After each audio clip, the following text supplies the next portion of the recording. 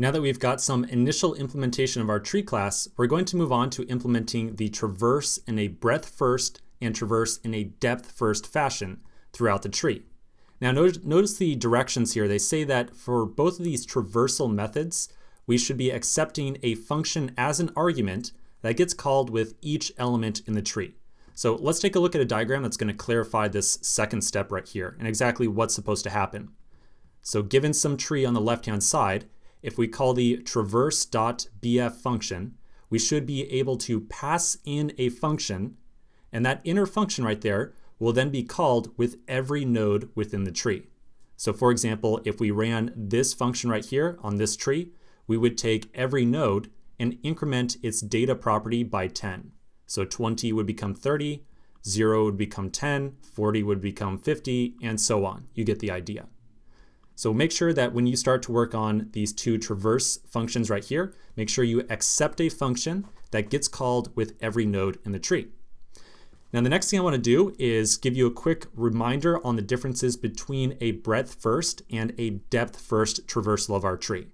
So with a breadth first traversal, and that's going to be the first one that we're going to work on, by the way, we start off by iterating at each level of our tree. So we start off at the very top. We then iterate through all the items directly underneath that, and then all the children directly underneath that, from left to right. Remember that with a depth first traversal, we start off at the very root, and then we try to hit the bottom of the tree as quickly as possible. So we go from 20 to 0 to 12, then back up to -2, then back down to 1, and then down to 40, -15, and -2. Now, some very early question that you might have might be, Stephen, why do we really care about the order in which we visit nodes in a tree? Like, what's the difference? Who cares which way we go? Well, I want to give you very quickly a practical example of why we would care about the order in which we visit nodes in a tree. So let's take a look at an organization chart. So here's an org chart, as it's referred to. An org chart shows all the different positions at a given company in order of their hierarchy. So at the very top of this tree, we have the CEO, who's the boss of everyone. Then the CEO might have 3 people who report to them.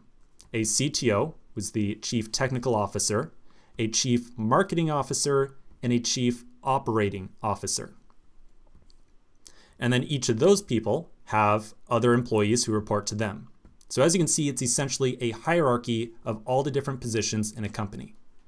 Now, let's imagine that you work at this company and maybe your boss comes to you and says, hey, given this tree right here, I want you to print out all the employees or all the positions in our company in order of their position.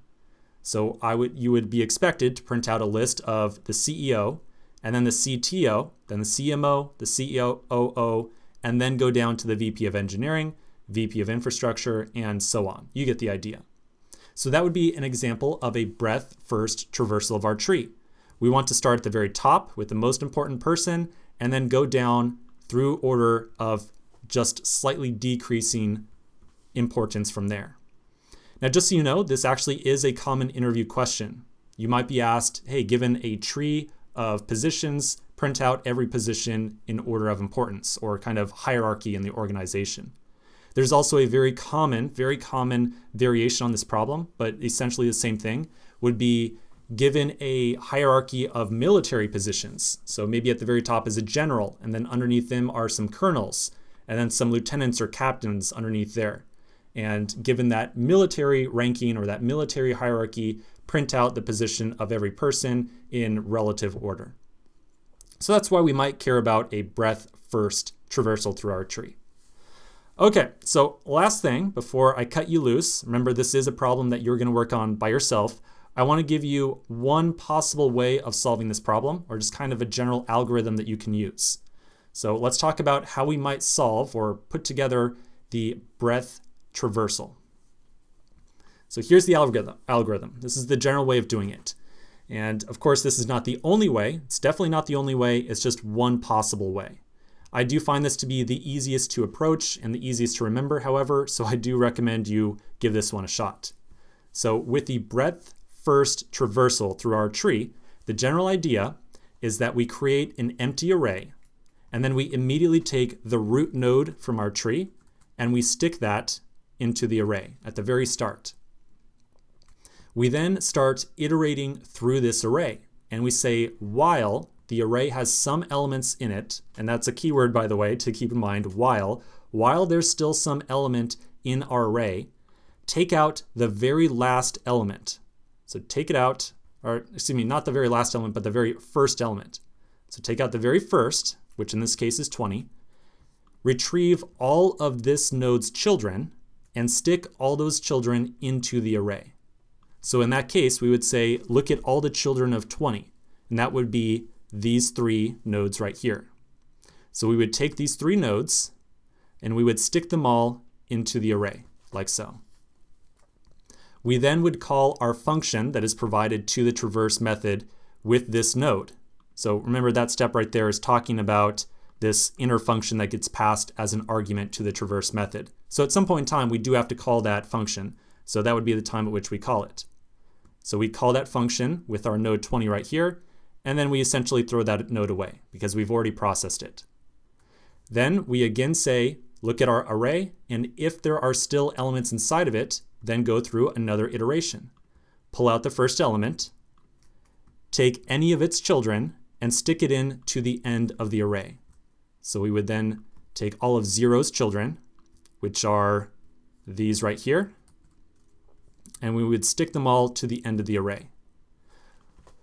We then call our past function, or that iterator function, with this node, and then we throw it away. We then say if the array still has any elements inside of it, pull out the first element, take its children, stick it into the end of the array, then call the iterator function with that, and I think you get the idea. We then take out the next one, take this one's children, stick them into the end of the array, so it'd now be way over here, call the iterator function with this node, and then throw it away. So you get the idea. That's how we would approach this with a breadth first search.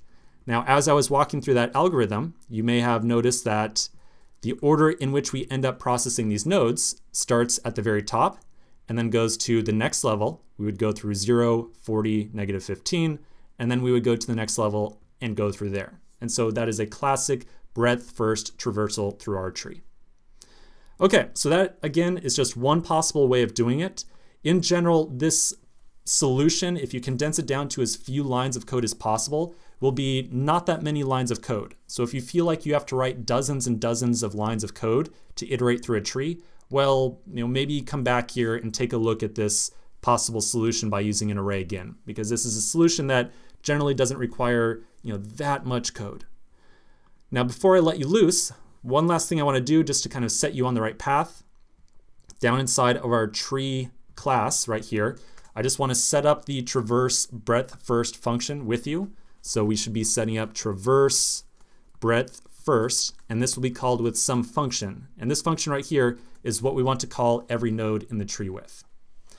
Okay, so go ahead and give this a shot. Again, you're doing only the traverse breadth first algorithm right here. So give it a shot. We'll come back together in the next video and we'll start on a solution. So I'll see you in just a minute.